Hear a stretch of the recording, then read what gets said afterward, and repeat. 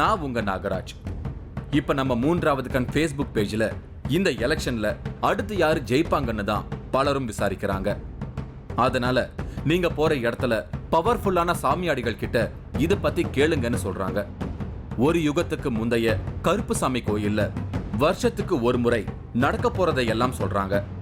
அந்த இடத்துல இன்னைக்கு நான் ஆட்சி மாற்றம் வருமா வராதான்னு ஒரு பரபரப்பான கேள்வியை கேட்கவிருக்கேன்.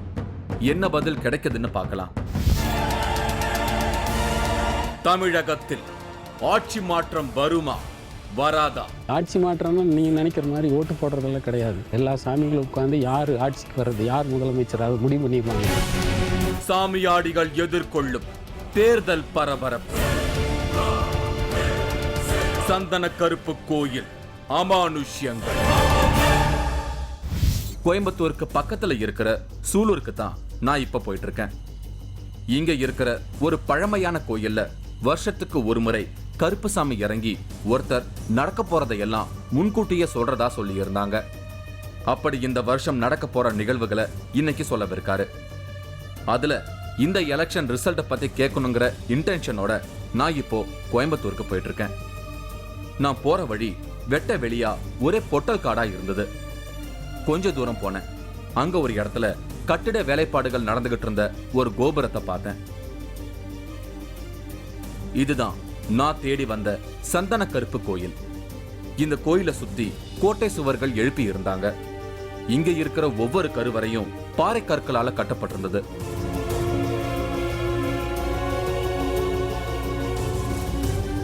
அங்க நிறைய பேர் உட்கார்ந்து பேசிக்கிட்டு இருந்தாங்க. முள் செடி மேல நின்னு வாக்கு சொல்றவரை பத்தி நான் அங்க விசாரிச்சேன். வாக்கு சொல்ல போறது கருப்புசாமி பூசாரின்னு என்கிட்ட சொன்னாங்க. உடனே நான் அவரை பார்க்க கிளம்புனேன். கொஞ்ச தூரத்துல ஒரு கருவறைக்கு வெளியில ஒரு நாற்காலியில ஒருத்தர் உட்கார்ந்து இருந்தாரு. அவர்தான் கருப்புசாமின்னு என்கிட்ட சொன்னாங்க. என்ன அவர்கிட்ட அறிமுகம் செஞ்சுக்கிட்டேன். அவர் பார்க்க ரொம்ப சிம்பிளா இருந்தாரு. இன்னைக்கு இங்க நடக்கவிருக்கிற நிகழ்வுகளை பத்தி எனக்கு விளக்குனாரு. ஆனா அதுக்கு இன்னும் கொஞ்ச நேரம் இருக்கு. அதனால என்ன கொஞ்சம் வெயிட் பண்ண சொன்னாரு. நான் இந்த கோயிலை பத்தி தெரிஞ்சுக்கலாம்னு அவர்கிட்ட டீடைல்ஸை கேட்டேன். அப்போ அவர் எனக்கு இந்த கோயில் உருவான விவரத்தை சொல்ல என்ன ஒரு பிளாஷ்பேக்கு கூட்டிட்டு போனாரு. நாம வாழ்ந்துகிட்டு இருக்கிற இந்த கலியுகத்துக்கு முன்னாடி மாய யுகம்னு ஒரு யுகம் இருந்திருக்கு. அந்த யுகம் ஒரு காலகட்டத்துல அழிஞ்சு போயிருக்கு.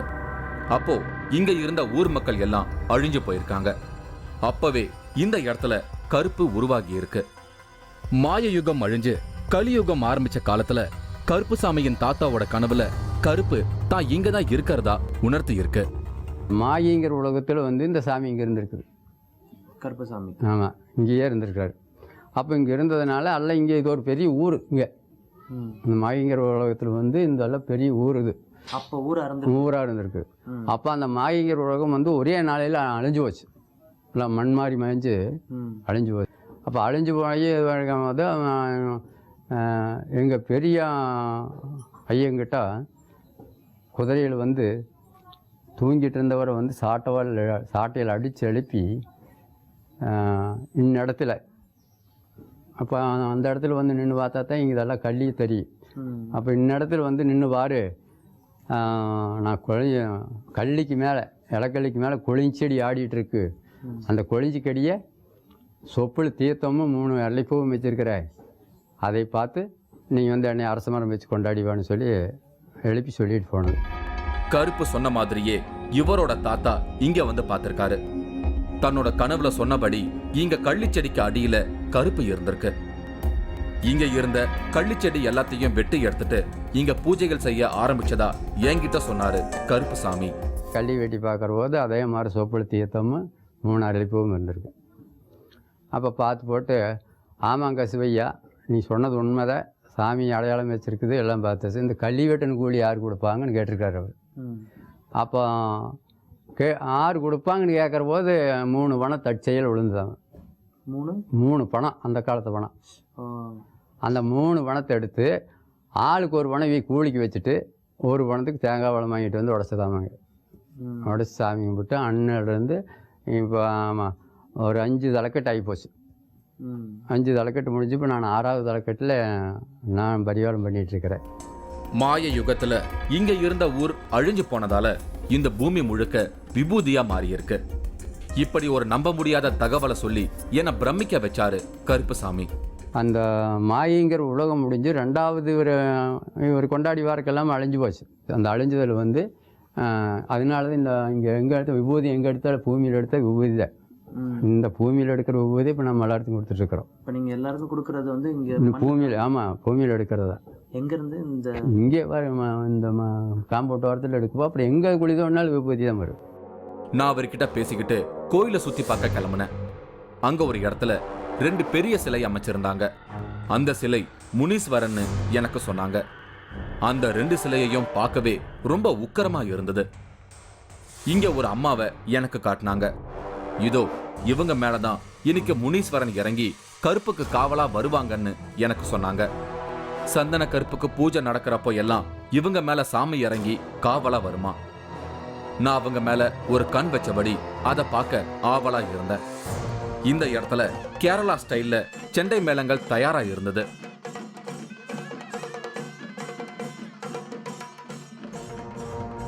கோயிலை சுத்தி மக்கள் காத்திருந்தாங்க.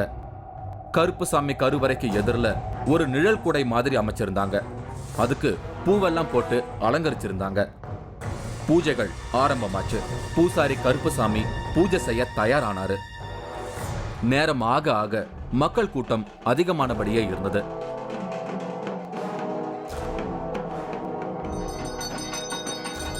விநாயகருக்கு பூஜை முடிச்சிட்டு பக்கத்துல இருந்த சந்தன கருப்பு கருவறைக்குள்ள போனாரு கருப்புசாமி. கருவறைய மூடி இருந்ததால சிலைய என்னால பார்க்க முடியல. சந்தன கருப்புக்கு பூஜை செஞ்சுட்டு பூசாரி கருப்புசாமி வெளியே வந்து அங்க இருந்த மத்த சாமி சிலைகளுக்கும் பூஜை செஞ்சாரு. இப்படி ஒவ்வொரு இடமா பூசாரி கருப்புசாமி பூஜைகள் செய்ய செய்ய அங்க திடீர்னு ஒரு அம்மா சாமி வந்து ஆட ஆரம்பிச்சிட்டாங்க. ஏற்கனவே எனக்கு சொன்ன மாதிரியே அந்த அம்மா மேல இப்ப முனீஸ்வரன் இறங்கி காவலுக்கு வந்துடுச்சு.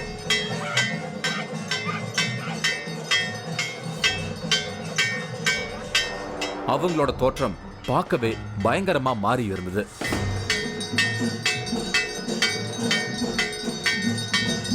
முனீஸ்வரன் சிலை கிட்ட கீழே மண்டி போட்டு தலைவிரி கோலமா இருந்தாங்க.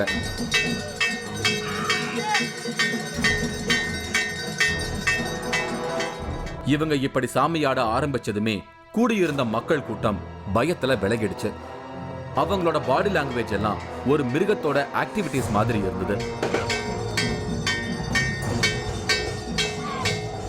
பூசாரி கருப்புசாமி அங்க இருந்த முனீஸ்வரன் சிலைக்கு பூஜை பண்ணாரு. அப்ப சாமி வந்த நிலையில இருந்த அந்த அம்மா முனீஸ்வரன் சிலைய பார்த்து ஏதோ பேசுறத போல பண்ணாங்க. முனீஸ்வரன் வந்து கருப்புக்கு காவலா இங்க வினோதமான சேட்டைகளை செஞ்சுக்கிட்டு இருந்த அதே நேரம் இங்க இன்னும் சிலர் மேல சாமி வந்து ஆட தொடங்கிட்டாங்க.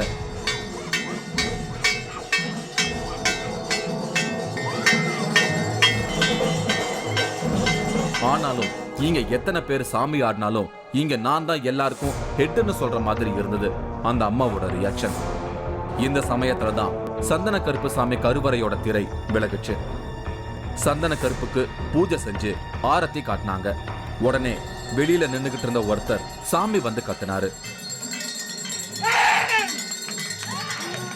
வயித்துல அடிச்சுக்கிட்டு சாமி சிலைய பார்த்து கையை அசைச்சு கூப்பிடுற மாதிரி என்னவோ சைகைகளை செஞ்சுக்கிட்டு இருந்தாரு.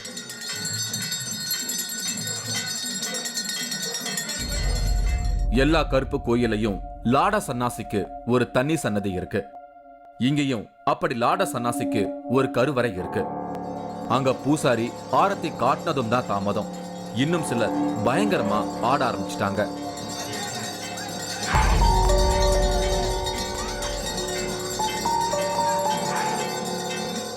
அடுத்து ஆஞ்சநேயருக்கு பூஜை செய்ய ஆரம்பிச்சதுமே இங்கேயும் சிலர் வினோதமா சாமையாடி பரபரப்பு கூடிக்கிட்டே போச்சு.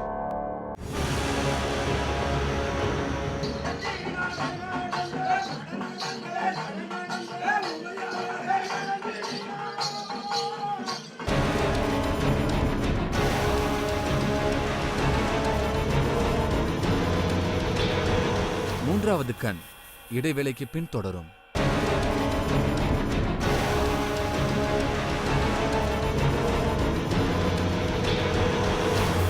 மூன்றாவது கண் தொடர்கிறது.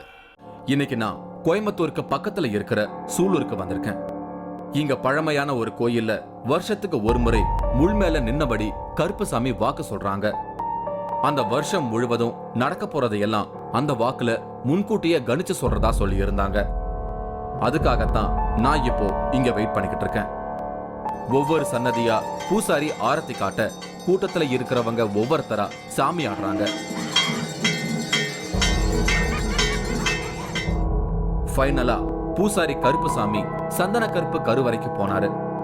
வெளியில இருந்த சாமியாடிகள் அங்க இருந்த எல்லாரையும் தள்ளி நிக்க சொன்னாங்க.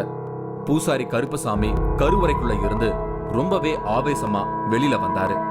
வெளியில வந்ததும் முட்டி போட்டு கீழே உட்கார்ந்தாரு. அவரோட இடுப்புல மணியும் கால்ல சலங்கையும் கட்டிவிட்டாங்க. ரொம்ப நேரமா ரொம்ப அமைதியா பூஜைகள் செஞ்சுக்கிட்டு இருந்த கருப்புசாமி இப்ப சாமி வந்து இப்படி பண்றத பாக்குறப்போ எனக்கு கொஞ்சம் பயமா தான் இருக்கு. இப்படி இவர் முட்டி போட்டு கீழே உட்கார்ந்து பண்ண ஆக்டிவிட்டிஸ் எல்லாம் அப்படியே இங்க முனீஸ்வரன் இறங்கி ஆடுன அந்த அம்மா பண்ணுன மாதிரியே இருந்தது. சந்தன கருப்பு கருவறைக்குள்ள போயிட்டு வந்த இவருக்கு உள்ள என்ன நடந்ததுன்னு எனக்கு எதுவுமே புரியல. நடக்கிறதையெல்லாம் பிரமிப்போட பார்த்துக்கிட்டு இருந்தேன். சாமி வந்து உக்கரமா இருந்த அவருக்கு அங்க ரெடியா வச்சிருந்த எலுமிச்சம் பழங்களை ஒவ்வொன்னா கொடுத்தாங்க. அது எல்லாத்தையும் ரொம்ப ஆக்ரோஷமா கடிச்சு துப்பிக்கிட்டே இருந்தாரு.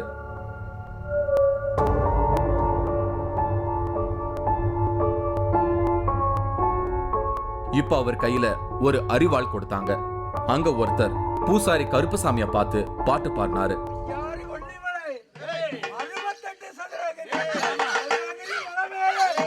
ஆனா அவர் பாடி லாங்குவேஜ் அவரை திட்டுற மாதிரியே இருந்தது.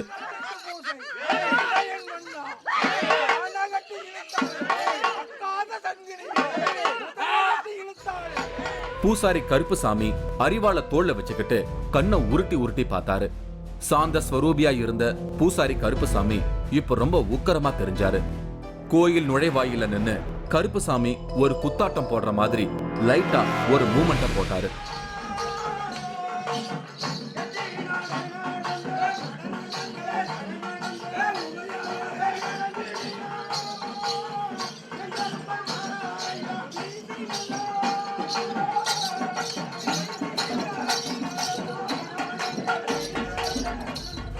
இப்ப எல்லாரும் பந்தல் போட்டிருந்த இடத்துக்கு வந்தாங்க. அங்க ஒரு பூசணிக்காய் வச்சிருந்தாங்க. வெட்டு 1 துண்டு 2ன்னு சொல்ற மாதிரி அந்த பூசணிக்காய கையில வச்சிருந்த அரிவாளால வெட்டினாரு. சாமி, சீடர்கள், பக்தர்கள் இப்படி எல்லாரும் அங்க ஆட அந்த இடமே ஒரே கலைபரமா இருந்தது.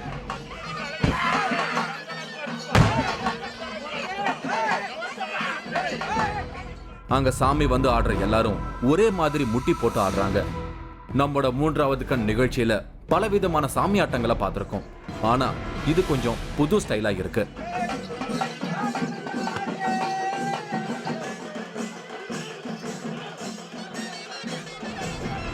இங்க ஒவ்வொரு திங்கட்கிழமையும் பூஜைகள் நடந்தாலும் வருஷத்துல ஒரு தரம் சிவன் பிறந்த நாள் அன்னைக்கு நடக்கிற இந்த வாக்கு சொல்ற பூஜை தான் ரொம்ப சிறப்பானதுன்னு என்கிட்ட சொன்னாரு வேணுபூபதி.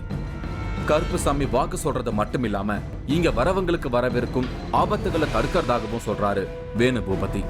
நாளைக்கு என்ன நடக்கும்னா அருள்வாக்குல கனவுலயே வந்து சொல்லுவாங்க. என்ன மாதிரி கனவுல வரும்? நான் இப்போ எனக்கு வந்து நாளைக்கு ஒரு நல்லது நடக்குது அப்படின்னா அதை வந்து நாளைக்கு அது எப்படி நடக்குங்கிறத ஒரு விதமாக அவர் ஐயா ரூபத்தில், ஐயாவோட பசங்க 2 பேர் இருக்காங்க அவங்க ரூபத்தில், ஐயாவுக்கு வந்து ஒரு பொண்ணு இருக்காங்க அவங்க ரூபத்தில், அம்மா மாதிரி இவங்க வந்து ஏதாவது விஷயங்களை நமக்கு உணர்த்திட்டு போயிடுவாங்க நாளைக்கு. அதே மாதிரி தவறு நடக்குதுன்னா கூட அதையும் உணர்த்திடுவாங்க. நாளைக்கு இப்படி தான் நடக்கும் அப்படின்னு நம்ம உஷாராய்க்குவோம்.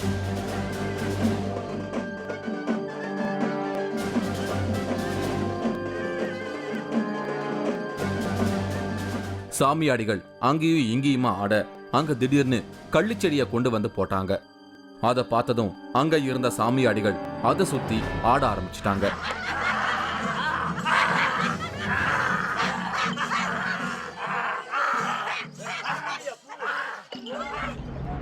அங்க ஒருத்தர் திடீர்னு அந்த முள்செடி மேல முட்டி போட்டு உட்கார்ந்தாரு. இவரு பூசாரி கருப்புசாமியோட மகன்னு என்கிட்ட சொன்னாங்க. அவருக்கு எலுமிச்சம்பழம் கொடுத்தாங்க. பார்க்க ரொம்ப கோபமா இருக்கிற மாதிரி இருந்தாரு. அவருக்கு மாலை போட்டு கையில ஒரு அரிவாள் கொடுத்தாங்க. கொஞ்ச நேரம் உக்கரமா ஆடிக்கிட்டு இருந்த அவரு அடுத்து என்ன பண்ண போறாரோன்னு ரொம்ப சஸ்பென்ஸா தான் இருந்தது. திடீர்னு குட்டி கர்ணம் அடிச்சாரு. அவர் குட்டி கர்ணம் அடிச்சப்பதான் அவரோட முட்டி பகுதியில ரத்தம் வந்துகிட்டு இருக்கிறத நான் கவனிச்சேன். ஆனா அத கொஞ்சம் கூட யோசிக்காம அவர் சாமி ஆடிக்கிட்டே இருந்தாரு. இவர் இப்படி கள்ளிச்செடி மேல முட்டி போட்டு சாமி ஆடினதை பார்த்தப்போ கள்ளிச்செடிக்கும் கருப்பு சாமியாடிகளுக்கும் எப்படி சம்பந்தம் வந்ததுன்னு பூசாரி கருப்புசாமி என்கிட்ட சொன்னது எனக்கு ஞாபகத்துக்கு வந்தது. அந்த காலத்து பெரியவங்க சாமி வச்ச காலத்துலேயும் இது பூரா இலக்கள்ளி வேணாம். இலக்கள்ளி அதாவது சொட்டையில்லாமல் இலக்கள்ளி இருக்கும். அதாவது இங்கே அளவாக மட்டும்தான் சொட்டை பண்ணியிருக்காங்க. அப்போ அருள் வந்துன்னா சங்கன் குதிச்சு அந்த கள்ளி முள்ளும் பேரில் சமணம் போட்டு உட்காந்து வாக்கு சொல்லுவார். அப்படி அந்த காலத்தில் அப்படி சொல்லிட்டு இருந்திருக்காங்க. அப்போ அது இருக்க இந்த கள்ளி அழிஞ்சு போச்சுங்க. அழிஞ்சு போனதுனால அந்த இது போகாமல் இப்போ எங்கேயோ இருந்து கொண்டு வந்தாவது போட்டு வருஷத்தில் ஒரு நாளைக்கு அவர் அந்த பதியில் நிற்பார். நல்லா இருக்கு வாக்கு சொல்வேன். இந்த வருஷம் ஆட்சி எப்படி?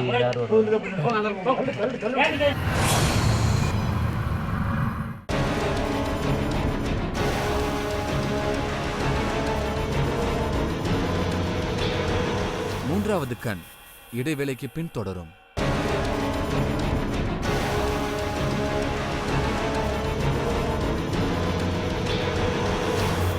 மூன்றாவது கண் தொடர்கிறது. நான் இன்னைக்கு கோயம்புத்தூருக்கு பக்கத்துல இருக்கிற சூலூருக்கு வந்திருக்கேன். இங்க இருக்கிற கருப்புசாமி கோயில்ல வருஷத்துக்கு ஒரு முறை வாக்கு சொல்றாங்க. அந்த சமயத்துல வருஷம் முழுக்க நடக்க போறதையெல்லாம் முன்கூட்டியே கணிச்சு சொல்றாங்களாம்.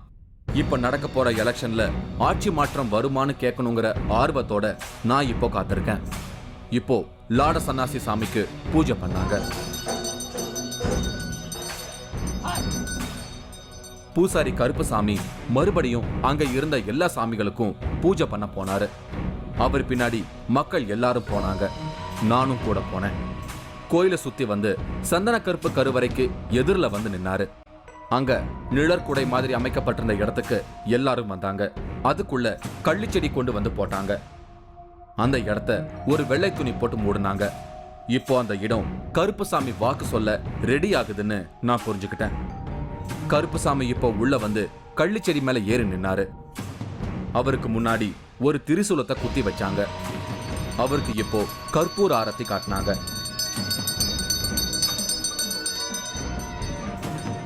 இப்ப கருப்புசாமி வாக்கு சொல்ல ரெடி ஆனாரு.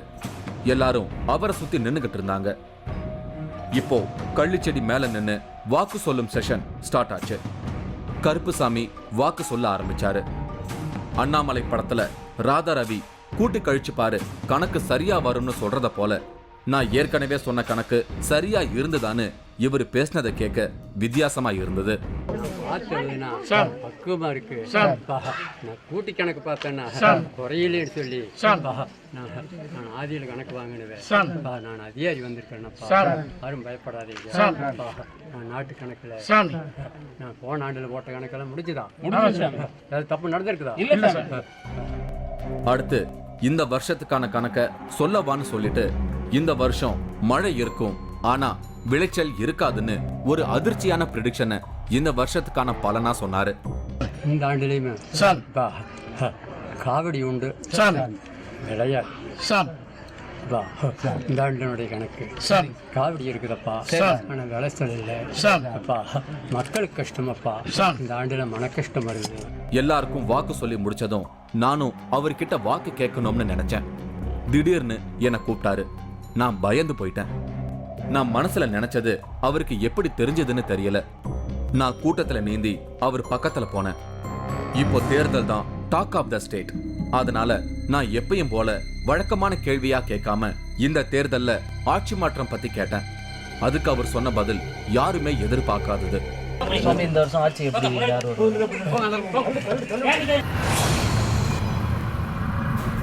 இப்போ ஆட்சி மாற்றம் வருமா வராதா? அவர் சொன்னதை நாங்க இப்போ சவுண்ட மியூட் செஞ்சிருக்கோம். எலெக்ஷன் ரிசல்ட் வந்ததுக்கு அப்புறமா இத பத்தி திரும்பவும் பேசலாம். ஏன்னா இப்படியெல்லாம் தேர்தல் கணிப்புகளை வெளியிட்டு நாமும் ஒரு புது குழப்பத்தை ஏற்படுத்தக்கூடாது. ஓகே, இவர் ஆட்சி மாற்றம் பத்தி எனக்கு சொன்ன ப்ரெடிக்ஷன் ஒரு பக்கம் இருக்கட்டும். பொதுவா ஆட்சி மாற்றங்களும் பதவி தேர்வுகளும் மனிதனால முடிவு செய்யப்படுறது இல்ல, அது எல்லாம் வெள்ளியங்கிரி மலையில தான் முடிவு பண்ணப்படுறதா வேணுபூபதி ஒரு அமானுஷ்யமான தகவலை பதிவு செஞ்சாரு. கோயம்புத்தூர்ல இருக்கிற வெள்ளிங்கிரி மேலே அன்னைக்கு சபை கூடி அவங்க முடிவெடுத்து ஆட்சி மாற்றம்னா நீங்கள் நினைக்கிற மாதிரி ஓட்டு போடுறதெல்லாம் கிடையாது. ஆதிகைலங்கிரியில் சிவன் பார்வதி உட்கார்ந்து முடிவு பண்ணுவாங்க. எல்லா சாமிகளும் உட்கார்ந்து யார் ஆட்சிக்கு வர்றது, யார் முதலமைச்சர், அதை முடிவு பண்ணிடுவாங்க. அது பிரகாரம் எல்லா மக்கள் மனசுலையும் விதைச்சிருவாங்க. அந்த விதைக்கிற வேலையை இந்த கருப்பன் தான் செய்வார். இவர் ஒருத்தர் 108 அவதாரம் எடுப்பார். ஒவ்வொரு 108 பேரும் 108 அவதாரம் எடுப்பாங்க. அப்படி பல லட்சம் அவதாரம் எடுக்கக்கூடிய ஆற்றல் பெற்றவர் தான் இந்த ஒத்தச்சடக்காரர். அவர் பரப்பிடுவார், இன்னார் தான் ஆட்சி, அவங்க தான் ஆட்சிக்கு வருவாங்க. போன வருஷம் அதிக மழை இருக்கும்னு சரியான கணிப்பை இவர் சொல்லியிருக்காரு. என்னோட வழக்கமான ஒரு கேள்வியான சென்னைக்கு திரும்பவும் ஆபத்து இருக்கான்னு கேட்டு வச்சேன். அதுக்கும் ஒரு அதிர்ச்சியான பதில் தான் கிடைச்சிருக்கு. சென்னையில இயற்கை சீற்றம் திருப்பி வருமா? சென்னையில இயற்கை சீற்றம் திரும்பி வருமா? வரும். எழுதிக்கோ, எந்த வரலாறுல வேணாலும் எழுதிக்கோ. முள் மேல நின்னபடி வாக்கு சொல்லிக்கிட்டு இருந்தவரு எனக்கு பர்சனலா சில அட்வைஸ் செஞ்சாரு. என்ன கொஞ்சம் பக்குவமா நடந்துக்கும்படி கருப்பை எச்சரிக்கவும் மனசுக்குள்ள நான் கொஞ்சம் ஜர்க்கான. ஆனாலும் கருப்பை என்ன காப்பாத்தும் அப்படிங்கிற நம்பிக்கையோட அதையெல்லாம் நான் கேட்டுக்கிட்டேன். எனக்கு ஆசீர்வாதம் செஞ்சாரு கருப்புசாமி. இன்னைக்கு அவரு ஒரு சிலருக்கு மட்டும்தான் வாக்கு சொல்லியிருக்காரு. மத்தவங்க எல்லாம் அவர்கிட்ட ஆசீர்வாதம் வாங்கிக்கிட்டாங்க. வாக்கு சொல்லி முடிச்சதும் அங்க முனீஸ்வரனுக்கு வரிசையா ஆடுகளை பலி கொடுத்து அந்த இடத்தையே ரத்த கலரியா மாத்தினாங்க. 108 கருப்புகள் ஒவ்வொன்னா நம்மோட 3வது கண் நிகழ்ச்சி மூலமா தங்களை வெளிப்படுத்திக்கிறது ரொம்பவே சந்தோஷமான விஷயம். அப்படி இன்னைக்கு வித்தியாசமான அனுபவங்களை கொடுத்த சந்தன கருப்பு எக்ஸ்பீரியன்ஸ் ரொம்பவே த்ரில்லிங் ஆனது. ஆட்சி மாற்றம் வருமாங்கிறத மட்டும் நான் தேர்தல் ரிசல்ட் வெளியானதும் திரும்பவும் உங்களுக்கு சொல்றேன். அப்ப நாம இவர் சரியா சொல்றாரான்னு வெரிஃபை பண்ணிக்குவோம். மீண்டும் ஒரு அமானுஷ நிகழ்வோட நான் உங்களை வந்து சந்திக்கிறேன். அதுவரை உங்களிடமிருந்து விடை பெறுகிறேன். இந்த நிகழ்ச்சி நாளை மாலை 4:30 மணிக்கு மறு ஒளிபரப்பாகும். சுனாமி அறிகுறியை திரும்ப காட்டி அதிர வைத்திருக்கும் கனவு கோயில். 2004 இவங்க தண்ணி வச்சு பூஜை ஆனப்போ சுனாமி வந்து ஒரு பெரிய அழிவு ஏற்பட்டிருக்கு. அந்த மாதிரி ஏதாவது அழிவு இப்ப வருமோ அப்படிங்கிற பயம் இங்க உள்ள மக்கள் கிட்ட இருக்கு. 2016 மீண்டும் மக்களை பாதிக்குமா இயற்கை பேரிடர்? நீங்களும் இந்த திகில் பயணத்தில் கலந்து கொள்ள ஒரு வாய்ப்பு. 3வது கண் டிவி ஷோ என்ற Facebook பக்கத்தில் எங்களோடு இணைந்திடுங்கள். உங்களது அமானுஷ்ய அனுபவங்களை பதிவு செய்து இந்த நிகழ்ச்சியில் பங்கு பெறும் வாய்ப்பை பெறுங்கள்.